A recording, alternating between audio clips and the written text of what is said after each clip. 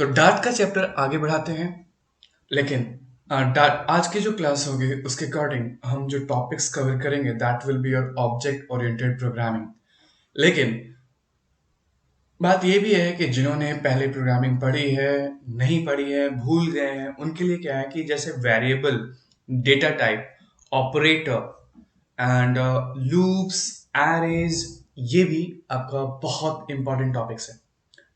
तो फिलहाल तो अभी इसमें फ्लटर के लिए मैं आपको इन सारी चीज़ों का नॉलेज आपको अभी प्रोवाइड नहीं कर रहा हूँ। लेकिन देखता हूँ अगर सैटरडे या संडे को मैं फ्री रहूँगा तो ऑब्वियसली आपको इसकी ट्रेनिंग हम आपको प्रोवाइड कर देंगे।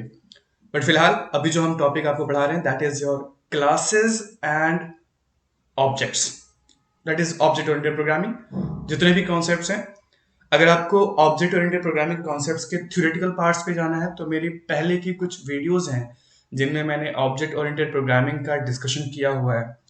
दे were not for dart language, they were for actually Java programming language. And actually देखा जाए तो object oriented programming language is better understood in Java programming.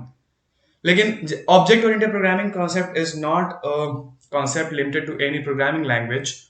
तो आप जावा से object oriented programming concept basically जो हमें समझना है वो थ्योरेटिकल पार्ट समझना है।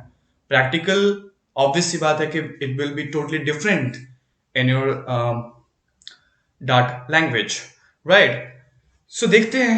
अब ऑलरेडी हमने ऑब्जेक्ट ओरिएंटेड प्रोग्रामिंग पढ़ा हुआ है। अगर आपने सी प्लस प्लस पढ़ा है, जावा पढ़ा हुआ है, पाइथन पढ़ा हुआ है, अब तो ऑब्जेक्ट ओरिएंटेड प्रोग्रामिंग कॉन्सेप्ट्स हर जगह यूज किया जाता है।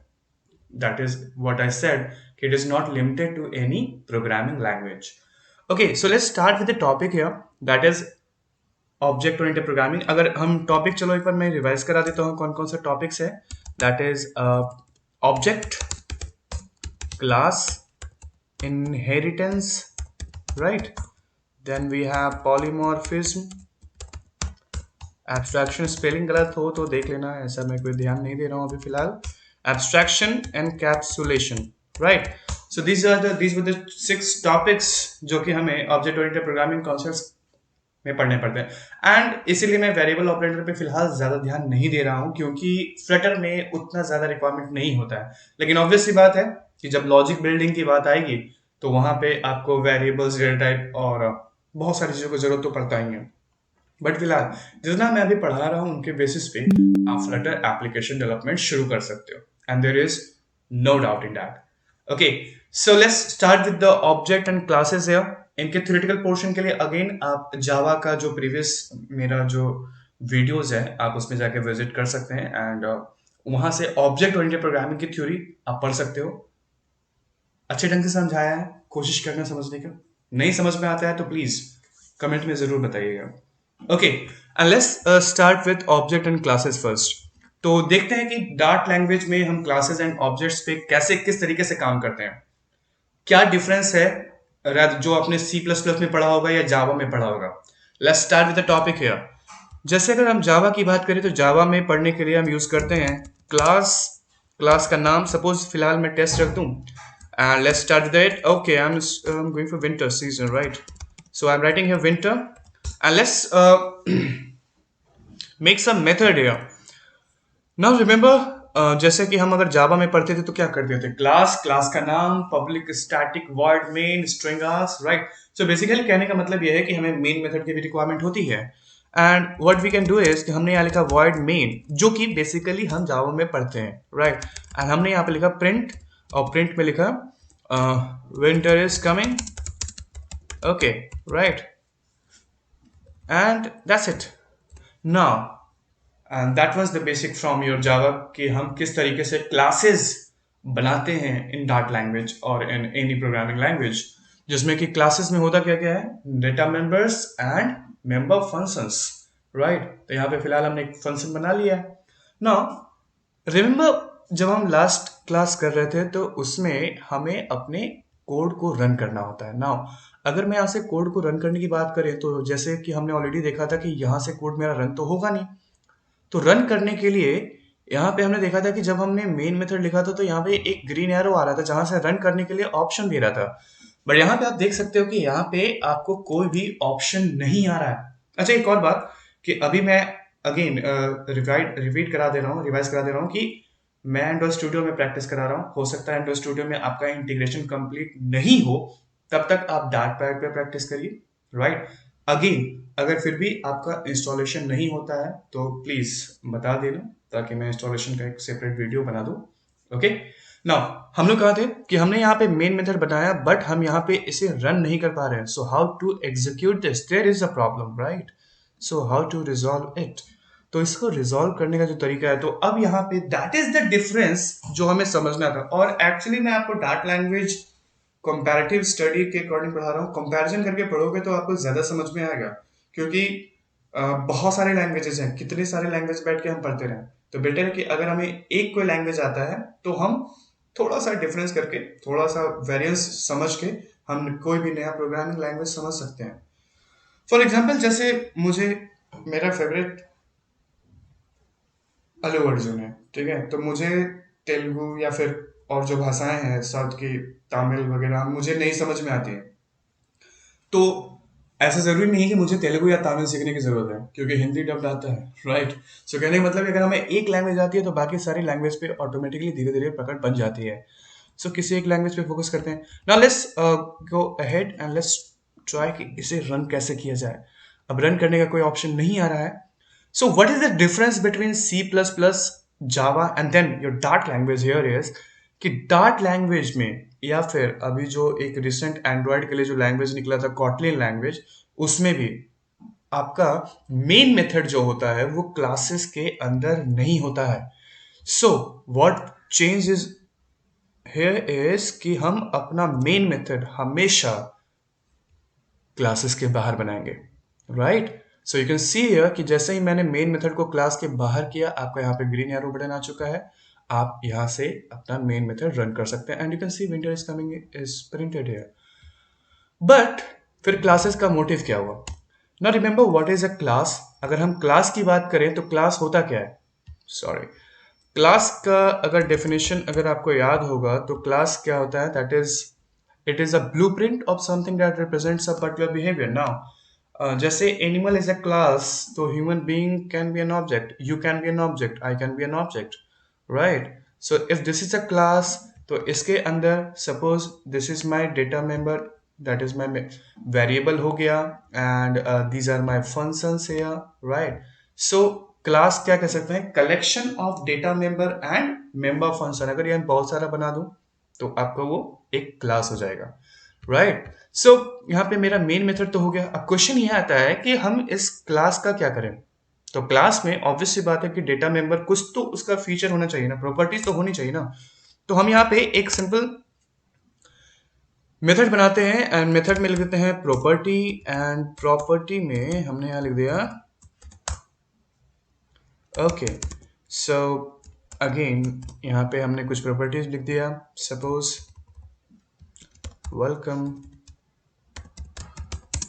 वेलकम, या फिर नया साल आ रहा है तो उसके लिए हम लिख दिया happy new year.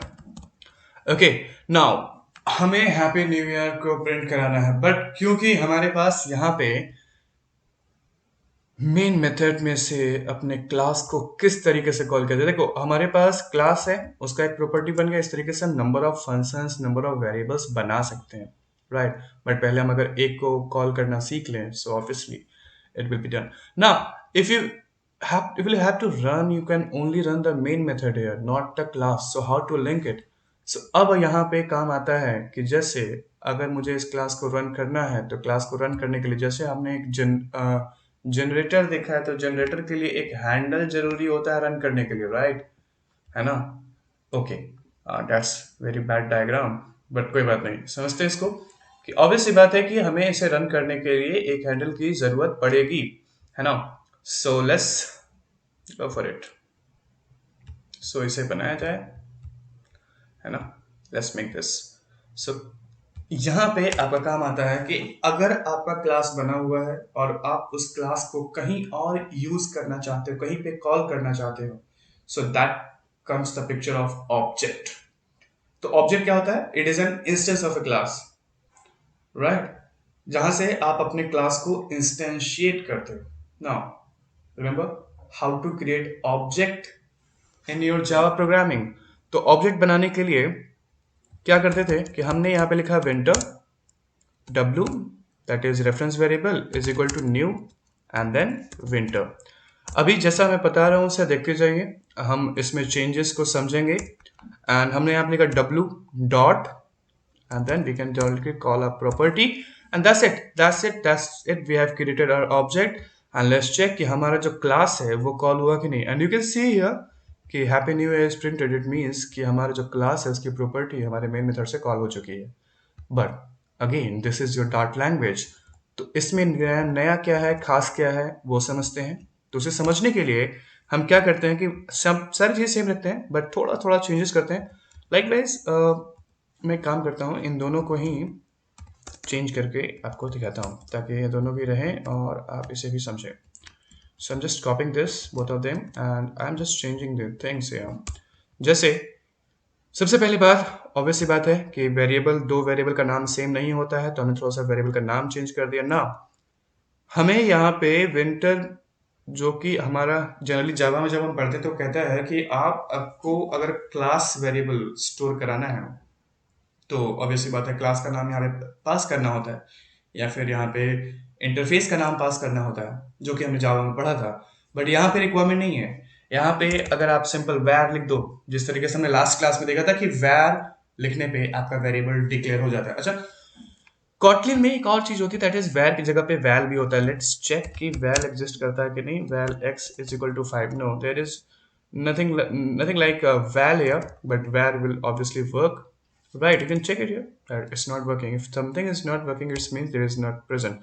So let's check it. Okay, we have created. Now what else changed? What there are more changes in your object creation here is जावा में ऑब्जेक्ट क्रिएट करने के लिए हमें न्यू कीवर्ड की रिक्वायरमेंट होती है, but यहाँ पे डार्ट लैंग्वेज में न्यू कीवर्ड की हेल्प से कर तो सकते हैं बट इसकी नीड नहीं है, रिक्वायरमेंट नहीं है। So you can also remove new keyword here and you can just see the change here कि इतना सारा कुछ लिखने से अच्छा है कि हम इस तरीके से डायरेक्टली ऑब्जेक्ट बनाएं and we can just call our method. So this is it, this is your class, okay, and this is your object, right? So this is how we create classes and object in Dart language. Okay, so I think that's enough for this video। next video में हम सीखेंगे that is inheritance।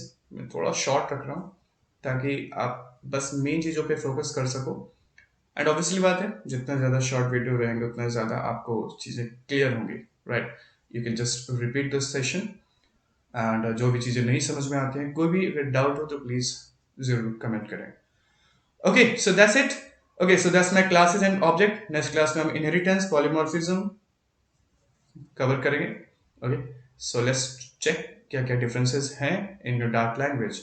Okay, so that's it for today. If any doubt, please do comment. Okay, like and share. Okay, so that's it. Bye bye, everyone.